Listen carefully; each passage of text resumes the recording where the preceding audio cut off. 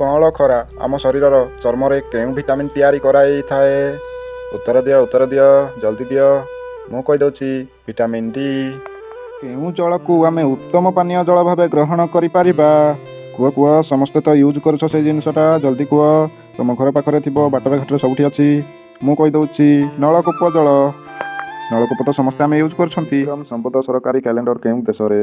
Fiji, Mauritius, Indonesia, Nepal. ଉତ୍ତର ହେଉଛି ନେପାଳ।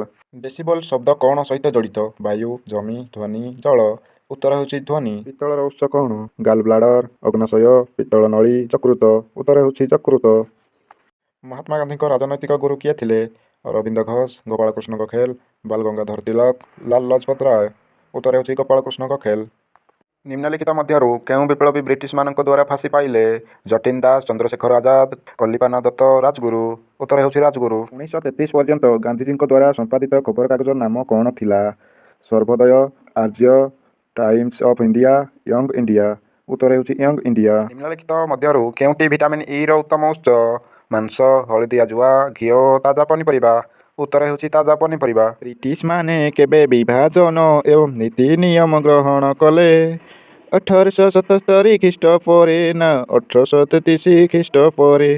1858 ଖ୍ରୀଷ୍ଟପରେ, 1799 ଖ୍ରୀଷ୍ଟପରେ। ଉତ୍ତର କହୁଛି 1858 ଖ୍ରୀଷ୍ଟପରେ। ମୋତି ମସଜିଦ୍ ନିମ୍ନଲିଖିତ ସହରଗୁଡ଼ିକ ମଧ୍ୟରୁ କେଉଁଠି ଅବସ୍ଥିତ?